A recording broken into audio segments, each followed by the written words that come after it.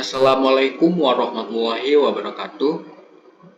Perkenalkan, saya Muhammad Bahrul Ilmi dengan NIM 5233151001 dari kelas A, Program Studi Pendidikan Teknologi Informatika dan Komputer Universitas Negeri Medan, Stambu 2023.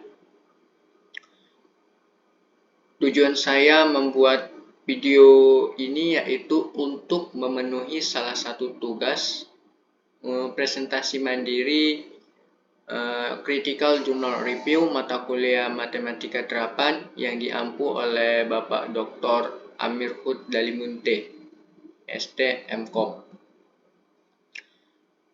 Untuk jurnal pertama saya mengambil topik mengenai peran aljabar boolean dalam ilmu komputer dan perancangan rangkaian logika. Sedangkan untuk jurnal kedua saya mengambil topik mengenai penerapan Carnot Math atau peta Carnot dengan dasar aljabar boolean untuk mendiagnosa penyakit.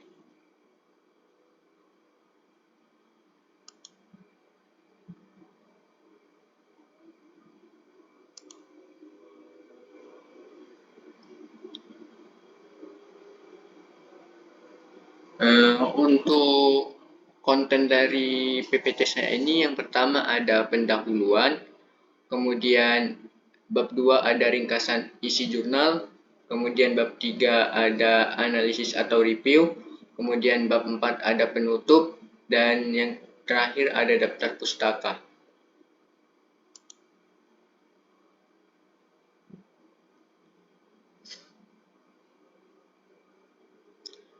Untuk yang pertama itu bab 1 pendahuluan. Di sini dijelaskan mengenai latar belakang saya melakukan pemilihan terhadap kedua jurnal tersebut. Nah, alasan saya melakukan ataupun memilih untuk mereview kedua jurnal tersebut dikarenakan kedua artikel ini dia membahas mengenai penerapan aljabar boolean, khususnya mengenai peta Carnot atau KIMAP dalam bidang ilmu komputer dan teknologi medis. Nah, pada artikel jurnal pertama menjelaskan secara umum peran aljabar boolean dalam ilmu komputer dan perancangan rangkaian logika. Artikel ini juga menekankan pentingnya aljabar boolean dengan dasar teoritis dalam pengembangan perangkat lunak dan perangkat keras. Sedangkan pada artikel jurnal kedua berfokus pada penerapan spesifikasi aljabar boolean, yaitu penggunaan KIMAP untuk mendiagnosis penyakit. Nah, menurut saya itu kedua artikel ini relevan dengan topik penerapan aljabar boolean dalam mata kuliah Matematika Terapan. Karena kedua artikel ini memberikan contoh konkret bagaimana aljabar boolean itu dapat diterapkan dalam masalah dunia nyata seperti tadi perangkaian dalam ilmu komputer serta teknologi medis.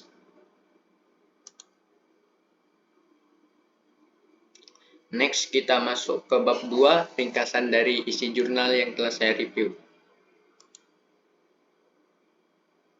Nah, untuk yang pertama itu ada poin A, yaitu mengenai identitas kedua jurnal.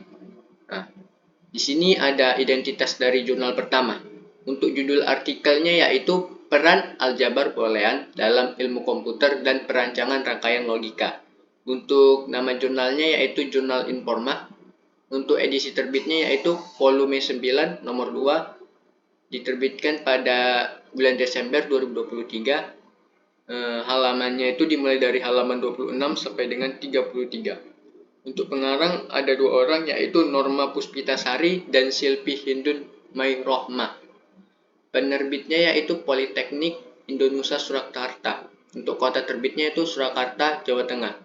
Untuk nomor ISN-nya ada 2 yaitu ISN cetak yaitu 24427942.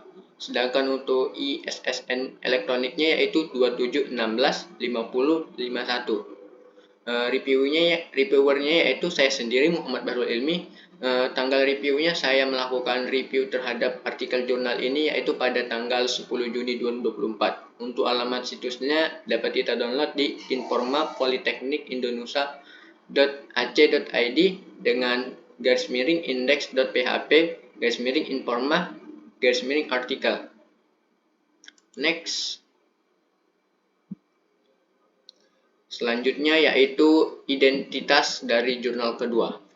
Nah, untuk judul artikelnya yaitu penerapan Carnot map atau peta Carnot dengan dasar aljabar boolean untuk mendiagnosa penyakit. Untuk nama jurnalnya yaitu Bandung Conference Series Mathematics. Ini sejenis konferensi matematika di Bandung. Kemudian untuk edisi terbitnya yaitu volume 3 nomor 1, diterbitkan di bulan Januari tahun 2023. Halamannya dimulai dari 51 sampai dengan 59. Untuk pengarang ada 3 orang, yaitu Kirana Ajmil Jamhur, dan kemudian Gani Gunawan dan Respi Taulan. Untuk penerbitnya yaitu Universitas Islam Bandung. Kota terbitnya di Bandung, Jawa Barat. Untuk nomor ISN-nya yaitu 2828-2280. Reviewernya yaitu saya sendiri, Muhammad Bahrul Ilmi. Kemudian tanggal reviewnya untuk artikel jurnal kedua ini sama dengan artikel yang sebelumnya, yaitu artikel 1. Saya melakukan review di tanggal 10 Juni 2024. Untuk alamat situsnya yaitu proceeding.unisba.ac.id /index.php/bcsm/artikel.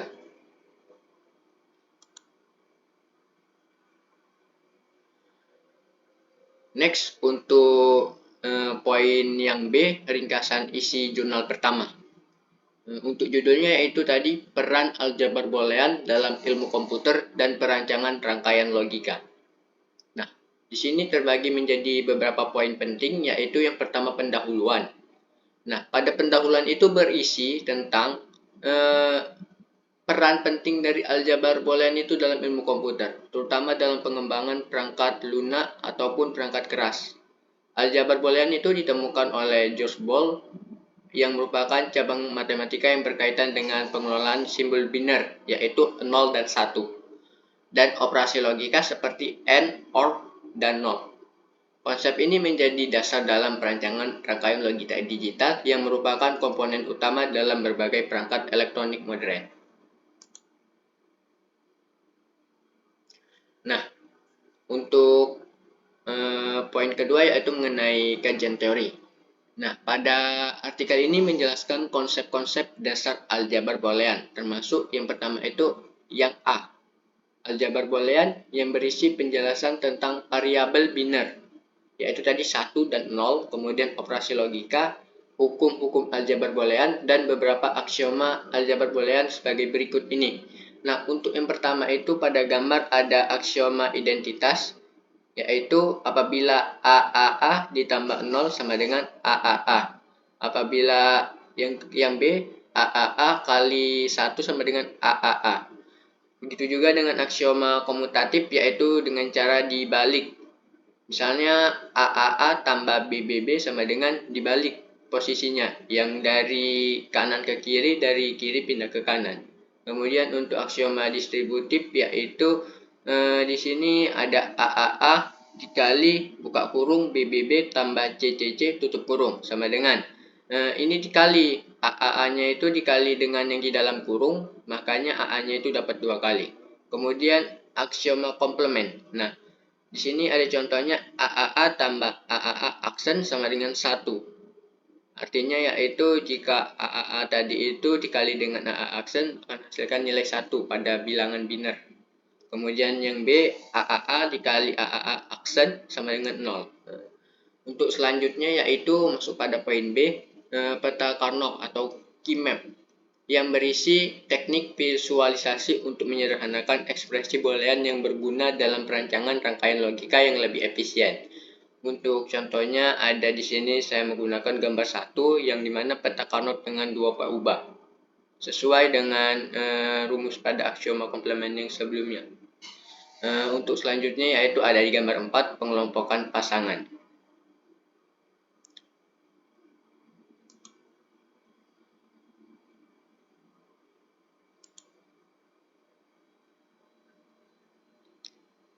Next, masih pada poin 2 mengenai kajian teori, yaitu kita masuk ke poin C, Di ilmu komputer ini dia berisi penjelasan bagaimana aljabar boolean itu digunakan dalam berbagai aspek ilmu komputer seperti pemrograman, pendesain perangkat keras ataupun perangkat lunak, dan pengembangan sistem digital.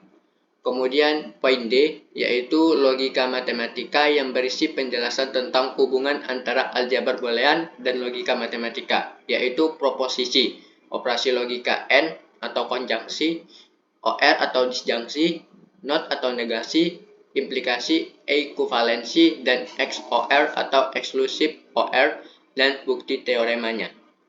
Nah, kita masuk ke poin 3 yaitu mengenai metodologi yang digunakan. Pada penelitian di artikel ini, dia menggunakan pendekatan kualitatif dengan metode studi literatur atau library research. Artikel ini mengkaji berbagai sumber ilmiah seperti buku, skripsi, ataupun makalah yang relevan dengan topik aljabar boolean, guna mengimplementasikan hasil dari aljabar boolean ke dalam ilmu komputer dan perancangan rangkaian logika, yaitu pemrograman logika dan gerbang logika hingga menjadi kemajuan yang terbaru dalam komputasi.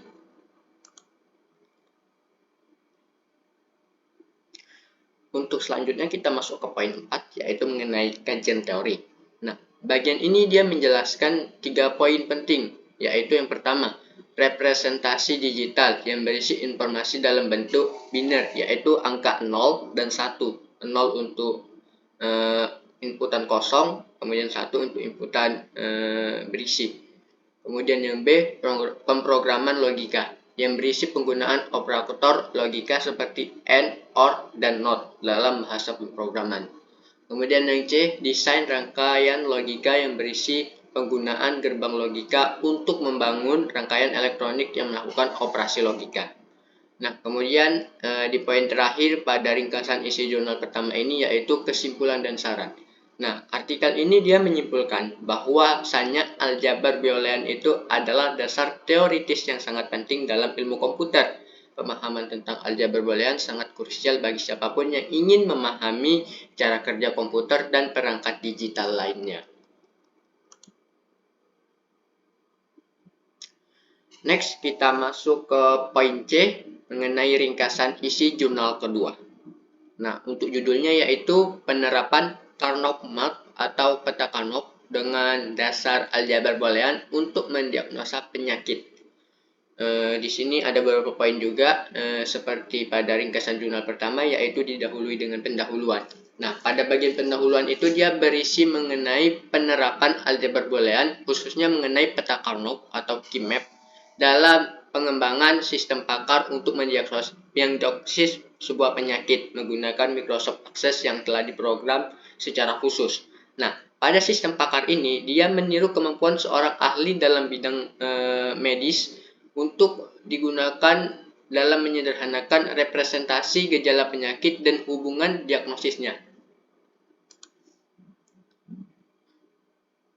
Nah, untuk poin kedua yaitu kajian teori. Pada kajian teori ini dia berisi mengenai sorotan penerapan dari Carnot-Mark atau KeyMap dalam sistem pakar medis yang digunakan untuk mendiagnosis penyakit. Nah, mereka ini merepresentasikan visualnya itu menggunakan tabel kebenaran yang digunakan untuk menyederhanakan fungsi dari boolean yang merupakan inti dari aturan logika if-then dalam sistem pakar. Nah, penelitian ini menunjukkan bagaimana KeyMap dapat digunakan untuk menggabungkan kumpulan data klinis seperti gejala penyakit dan berfungsi sebagai alat bantu dalam metode statistik. Kemudian penggunaan KeyMap ini untuk mempersingkat proses diagnosis gagal ginjal akut pada anak, mengingat kemiripan gejalanya dengan penyakit lain ini menjadi kasus-kasus baru yang sangat hangat. Nah, selanjutnya yaitu masuk ke poin 3 mengenai metodologi yang digunakan. Nah, untuk metodologi yang digunakan itu yaitu menggunakan studi kasus penyakit gagal ginjal akut pada anak. Nah, di sini tidak menggunakan kualitatif ataupun kuantitatif, tetapi dia menggunakan data gejala penyakit dari yang dikumpulkan itu dari sumber terpercaya. Salah satunya dari surat keputusan Kementerian Kesehatan RI. Kemudian mereka menggunakan KIMAP untuk memodelkan hubungan antara gejala dan diagnosis dengan program dari Microsoft Access yang telah dimodifikasi khusus untuk mendeteksi ataupun mendiagnosis wabah penyakit berdasarkan sistem pakar yang telah dibuat. Kemudian masuk ke poin 4 mengenai kajian teori. Nah, pada bagian ini itu berisi beberapa poin. Yang pertama itu menentukan peubah. Nah, peubah ini dia berisi penjelasan mengenai setiap gejala penyakit diwakili oleh setiap variabel input yang terdiri dari X1 ataupun X1, X2 sampai dengan Xn atau X tak hingga. Dan setiap penyakit diwakili oleh variabel output yaitu Y1, Y2 sampai dengan Yn ataupun Y tak hingga. Nah, yang B yaitu menentukan relasi. Ini berisi tentang tabel kebenaran yang akan dibangun untuk menunjukkan hubungan antara gejala input dan penyakit output. Nilai 1 menunjukkan adanya gejala, sedangkan nilai 0 menunjukkan tidak adanya gejala. Next. Nah, untuk poin C yaitu menggambar KIMAP. Nah, menggambar KIMAP ini digunakan untuk memvisualisasikan tabel kebenaran. Nah, berdasarkan tabel kebenaran inilah kita dapat menentukan hasil dari KIMAP itu dalam bentuk minterm yang akan minterm ini nanti akan menempati pada sel-sel tertentu untuk mengelompokkan dalam mencapai istilah yang diminimalkan. Untuk contohnya ada pada gambar tabel 4 yaitu tabel kebenaran. Jika tadi inputnya X, maka itu untuk input X1, X2, X3, dan X6 itu untuk infeksi saluran cerna, sedangkan input X1, X4, X5, dan X6 untuk ISPA. Nah, pada sini itu dia ada beberapa, pada tabel kebenarannya itu ada input yang telah diterjemahkan ke dalam bentuk biner yaitu 0 dan 1. Ada 0, ada 1. Itu seperti beberapa gejala ya. Kemudian next. Masuk ke poin yang D. Ini digunakan untuk menyederhanakan KIMAP yang berisi kelompok-kelompok dari minterm atau kombinasi input yang menghasilkan output 1 dan diidentifikasikan kemudian digabungkan untuk menyederhanakan representasi. Nah, di sini ada contoh dari tabel KIMAP untuk Y1 inputnya yaitu mengenai gangguan gagal ginjal akut. Nah, sesuai dengan yang ada itu di sini tidak ditemukan adanya gejala, tapi di tabelnya yang bagian kolom 111 dan baris 11 ditemukan ada output 1 yang menandakan adanya gangguan gagal ginjal akut. Kemudian dapat disederhanakan dalam bentuk SOP-nya yaitu seperti pada gambar 1 mengenai gambar logika Y1 atau Y1.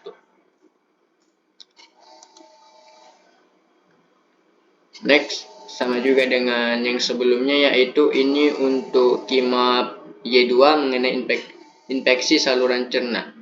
Itu ada di tabel untuk kolom 001 dan 011 dan 101 kemudian 111 di baris 111 itu ada output 1, output 1, output 1 dan output 1. Nah, dapat direpresentasikan menjadi gerbang logika Y2 pada di gambar 2.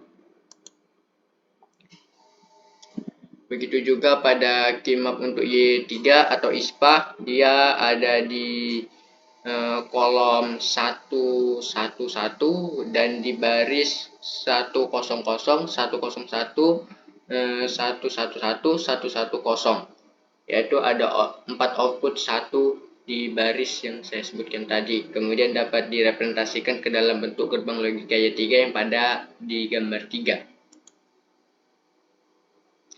Nah, untuk selanjutnya yaitu masuk ke bagian membuat aturan atau rules yang berisi penyederhanaan dari KIMAP menggunakan aturan if-then yang dibuat untuk menghubungkan gejala diagnosis. Nah, pada satu contoh yaitu jika demam 3-5 hari dan muntah-muntah dan diare dan batuk dan pilek dan volume urin berkurang, maka gangguan gagal ginjal akut, diagnosis penyakitnya. Nah, kemudian ada user interface yang berisi aturan-aturan yang digunakan untuk merancang antarmuka ataupun UI pengguna dari sistem pakar yang telah dimodifikasi dengan menggunakan Microsoft Access. Nah, poin terakhir yaitu pada ringkasan isi jurnal kedua yaitu mengenai kesimpulan dan saran.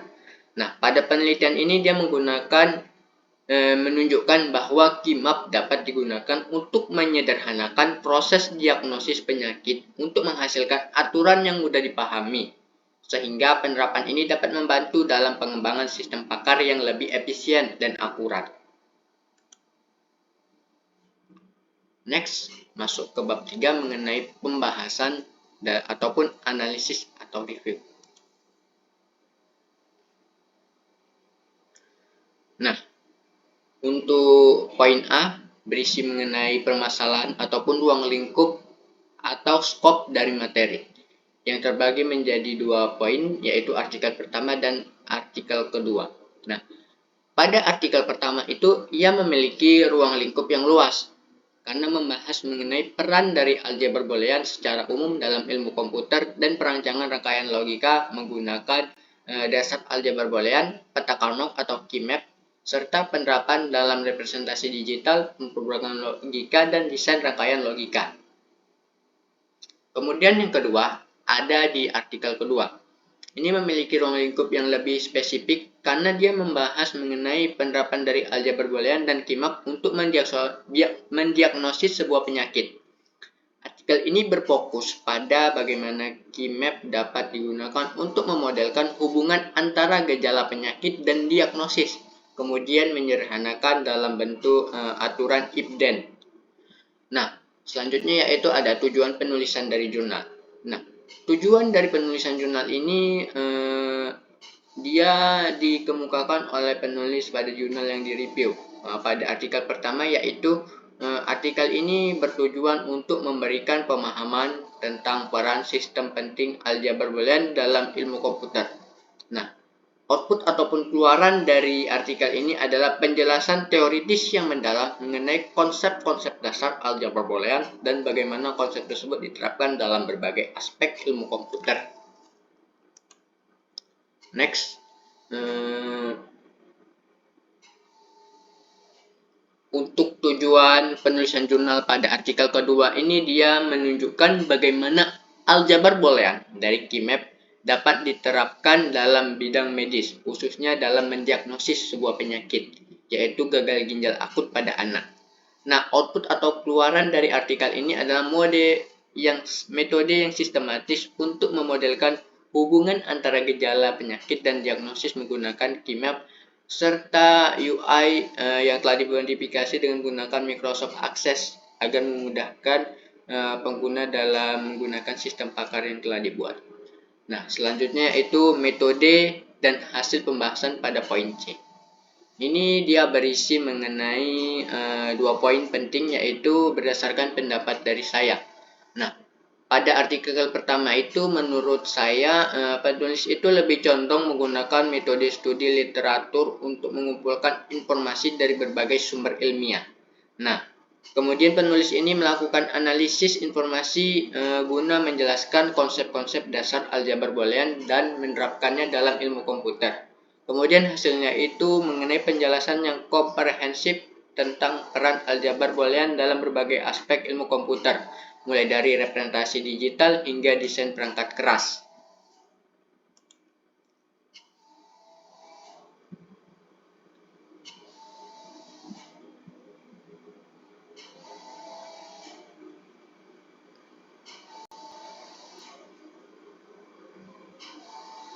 Next ke metode dan hasil pembahasan pada poin C tadi, masuk ke artikel kedua yang dimana menurut pendapat saya yaitu penulis ini dia lebih condong menggunakan studi kasus berdasarkan surat dari kementerian itu mengenai penyakit gagal ginjal akut pada anak yang menjadi kasus-kasus baru. Nah, kemudian penulis itu mengumpulkan data gejala penyakit dari berbagai sumber terpercaya. Kemudian dia menggunakan KIMAP untuk memodelkan hubungan antara gejala dan diagnosis. yang dimana hasilnya adalah seperangkat aturan if then yang dapat digunakan untuk mendiagnosis penyakit berdasarkan gejala yang diamati. Nah, aturan-aturan ini kemudian dirancang dalam sebuah antarmuka ataupun UI sistem pakar dengan menggunakan Microsoft Access yang telah dimodifikasi dengan sistem aturan if then sebelumnya. Nah, yang terakhir yaitu poin D mengenai teknologi yang digunakan atau yang dibutuhkan. Ini sebenarnya pada CJR ini dia bersifat opsional dikarenakan juga pada artikel ini ada sedikit dijelaskan mengenai teknologi yang digunakan, maka saya akan jabarkan berdasarkan pendapat saya. Nah, pada artikel pertama ini menurut saya itu dia bersifat teoritis dan tidak membahas secara spesifik teknologi yang digunakan. Namun, pada pemahamannya itu mereka menggunakan sebuah pengembangan perangkat lunak dan perangkat keras yang melibatkan berbagai penggunaan bahasa pemrograman seperti bahasa pemrograman Python, C++, dan Java Language, serta alat desain elektronik.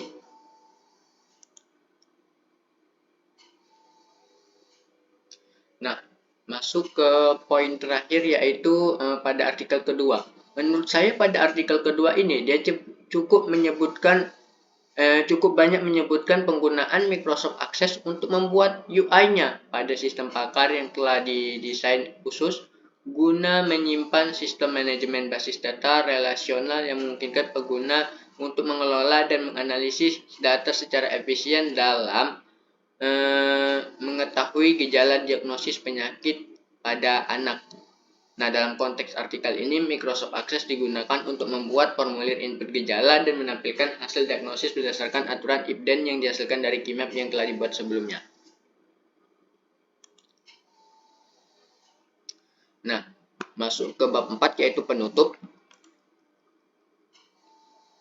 Nah, untuk penutup ini dia berisi dua pokok bahasan, yaitu pertama kesimpulan dan saran. Untuk kesimpulannya yaitu berdasarkan hasil tinjauan saya terhadap kedua jurnal yang telah saya review sebelumnya ini, dapat disimpulkan bahwa kedua artikel ini dia memberikan kontribusi yang signifikan terhadap pemahaman dan penerapan aljabar boolean.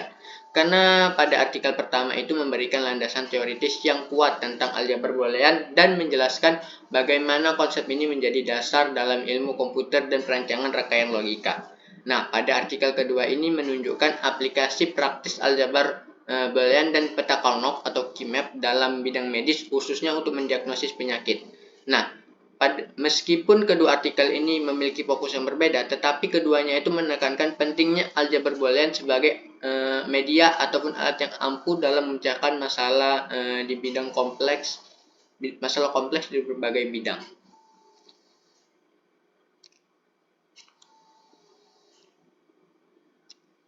Next ke saran. Nah, untuk saran yang dapat saya sampaikan yaitu pada poin penelitian selanjutnya yang berkaitan dengan jurnal ini. Saran saya yaitu agar lebih mengeksplorasi lagi lebih lanjut mengenai penerapan aljabar boolean dan keymap dalam bidang-bidang lain seperti kecerdasan buatan, analisa data, dan keamanan informasi. Selain itu, untuk penelitian lebih lanjut juga perlu dilakukan untuk pengembangan sistem pakar yang lebih canggih dan akurat dengan memanfaatkan aljabar boolean dan keymap. Nah, sebagai penulis ataupun reviewer, saya mengharapkan rekomendasi berupa saran ataupun kritik yang sifatnya membangun guna menyempurnakan tugas CJR ini agar dalam pembuatan tugas yang sama ke depannya jauh lebih baik lagi. Nah, untuk daftar pustakanya di sini sudah saya cantumkan yaitu menggunakan versi Mendeley Alpha. Kemudian di sini yaitu ucapan terima kasih. Cukup sekian mengenai penjelasan video presentasi dari CJR yang telah saya sampaikan sebelumnya. Lebih dan kurang saya mohon maaf. Wassalamualaikum warahmatullahi wabarakatuh.